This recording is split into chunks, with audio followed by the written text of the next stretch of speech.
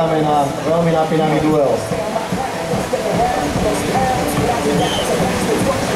Počuli sme štartovný hvist, oba týmy vyštartovali. A už ich máme možnosť aj vidieť. Chádzajú nie naraz, ale dochádza opäť ku kontaktu, tlačia sa na seba. Je tam skrížený rak doslova tvaru T jeden na druhý, ale už ich rozdiel kameň a opäť sa spájajú, opäť.